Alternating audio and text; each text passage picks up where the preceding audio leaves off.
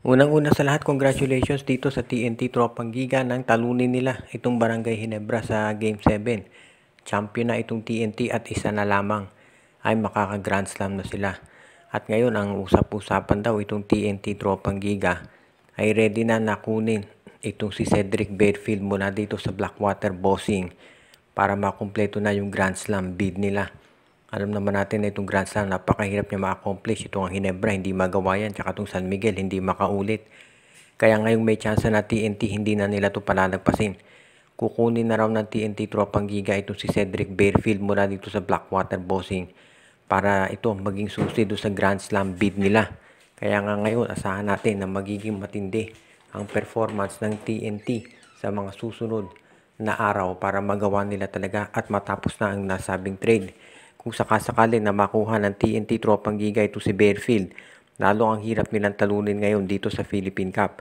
Dahil alam natin na isa sa mga dahilan kung ba't syempre sila mahirap talunin dito sa Commissioner's Cup at dito sa Governor's Cup ay dahil kay Ronde Hollis Jefferson.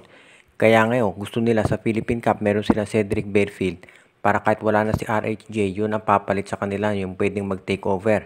Kaya iyan ngayon ang plano ng TNT. Kukunin nila ito si Bedfield o kaya naman baka pati ito si Robert Boli kisama na para matiyak na yung Grand Slam nila.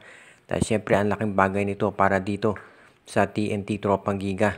Dahil isipin mo nga naman, lahat ng tao pinag-uusapan makaka-Grand Slam daw, Ginebra o kaya SMB, yung pala TNT ang makakagawa nito. Kaya congrats sa TNT Tropang Giga kay Coach Chot Reyes na ang ganda ng naging coaching niya at yung mga nagamit niyang mga players talaga ay nag-deliver lahat. Kaya very important to para dito sa TNT Tropang Giga. Diyan natin talaga makikita na maganda ang nangyari dito sa TNT. At syempre, congrats talaga dahil ang ganda ng kanilang performance. Samantala naman, syempre malungkot ang Barangay Ginebra dahil dito sa nangyari na natalo sila dahil makaka-Grand Slam na Ginebra. Grand Slam ng mga runner-up. Kung maka-final sila sa Philippine Cup at matalo, ayun, kumpleto na yung Grand Slam nila na puro runner-up at puro talo sa TNT. Kahit na nakaabot sila dito sa final, syempre baliwala yan. Ang importante, manalo ka ng kampyonato. Ang mga nagsa-second place, hindi yan mga nagsa-champion. Mga loser ang tawag yan. Katulad ng mga na-eliminate. At ngayon, ang Barangay Ginebra, ang balita, ay gagawa na ng trade para mapigilan itong gagawin ng TNT na Grand Slam. Asahan daw natin na susubukan kunin ng Barangay Ginebra yung first round draft pick ng Terra Firma para mapalakas yung kanilang kuponan. O kaya naman baka kukuha pa ng madagdag na mga field foreigner para lumakas itong lineup ni Coach Tim Cone. Alam natin na itong Barangay Ginebra posible din. Ayon sa mga reports na baka dito sa Northport, Batang Pier kumuha ng mga players para maging mas malakas yung lineup nila. Dahil syempre gusto ni Coach Tim Cone makabawi dito sa dalawang sunod na finals na pagkatalo sa TNT Tropang Giga. At alam din syempre ni Francis Chuma na siya mapagbubuntunan ng CC dito dahil nga na nangyari dito sa Barangay Ginebra. Isipin mo, dinagdag na nila si Rosario, nandiyan na si Malonzo, si Gray. Of course, alam natin si RJ Abarientos, dinagdag pa nila. Kaya hindi pa rin nanalo dito sa TNT Tropang Giga. Injured pa yung TNT import na si RHJ at wala pa dyan si Jason Castro at Brandon Roser. Pero hindi pa rin kinaya ng Barangay Ginebra. Kaya nga sa ngayon, sabi nila itong Barangay Ginebra daw gagawa talaga ng paraan. Itong mga SMC management para masiguro na sa susunod na Philippine Cup, itong dating na Philippine Cup, makakabawi na sila at mapipigilan itong Grand Slam ng TNT. Dahil syempre yan ang mission ngayon ng SMC, pigilan itong Grand Slam ng tropa. At syempre bukod dito sa tropa at dito sa Barangay Ginebra, itong San Miguel syempre yan din ang pagbubuntunan ng atensyon ni Francis Chuma. Isa pa yan team na may problema. Kung ang Barangay Ginebra 2 beses nang natalo dito sa final sa TNT, itong San Miguel, yung defending champion ng Commissioner's Cup, hindi man lang nakaabot sa playoffs. Kaya kinakailangan din daw ng pagbabago. At dito mukhang magkakaproblema talaga itong SMC. Dahil nga itong Terra Firma at Star Horse parang nagkasunduan na wala munang trade na mangyayari habang hindi pa nabibenta yung Star Horse.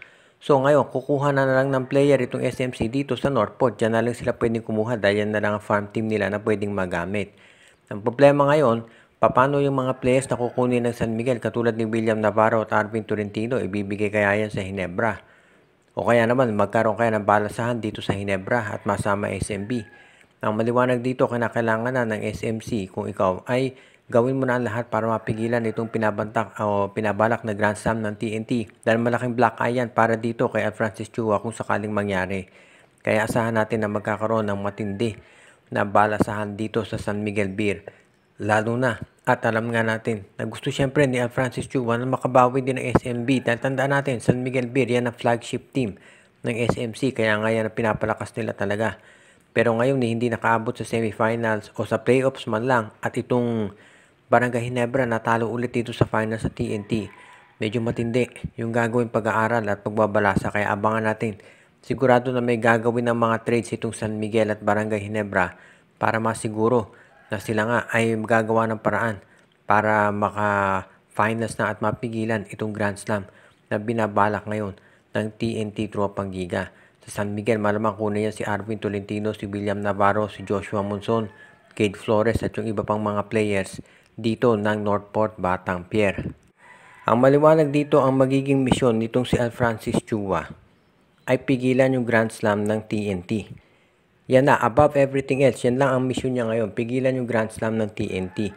Kung mataalala ninyo, itong SMB at Ginebra, ang usap-usapan noon, sino ba unang makaka-Grand Slam sa kanila? Of course, itong San Miguel nagawa na yan noong 1989, gusto pa nila makaulit. At Ginebra, yan na lang ang SMC team na wala pang Grand Slam, so gusto nilang gumawa sana. Pero ngayon, imposible na yan. Siyempre, ang makaka-Grand Slam ngayon, if ever, itong TNT.